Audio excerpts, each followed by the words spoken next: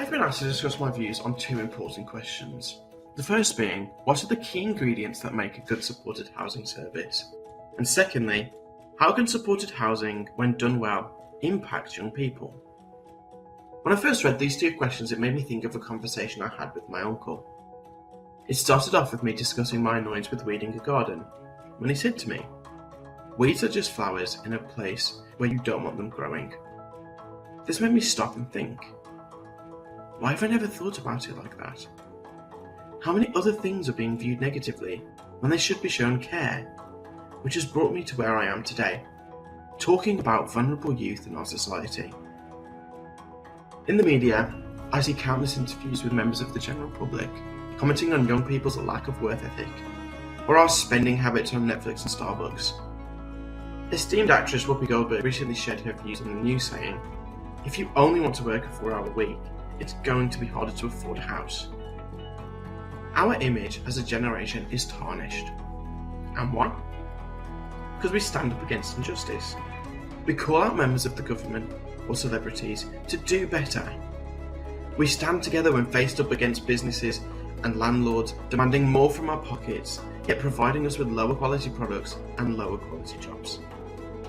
Many people in my generation haven't even had the luxury of being raised in a stable, safe environment. Yet we still try. Against all of the odds and hardships, we still try. As many of you will already know, you can feel like the world is against you at times. This is the case for a lot of young people. So the key ingredients to good supported housing is patience, care, having the vision of a young person's potential, but most importantly, understanding that this is a process that takes time.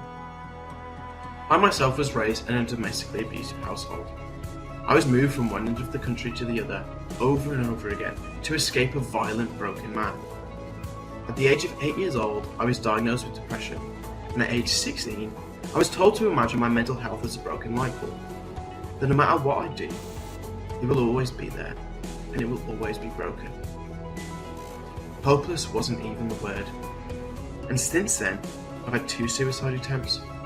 I've been hospitalised at Birmingham's Children's Hospital, being treated for skin cancer because my stress psoriasis was so severe.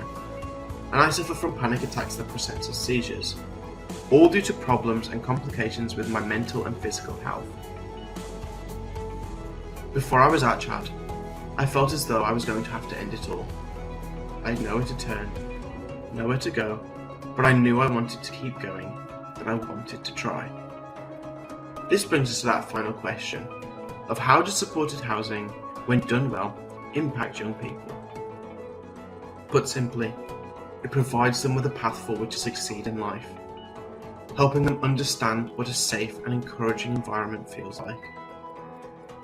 This is the work that supported housing is doing, what you are doing. Its importance cannot be understated, and I understand the feeling when faced with a bleak and challenging future, that feeling of hopelessness.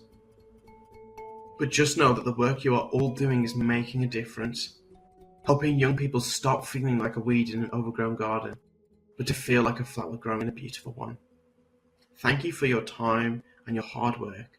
Take care, and I hope for a brighter way forward with you all.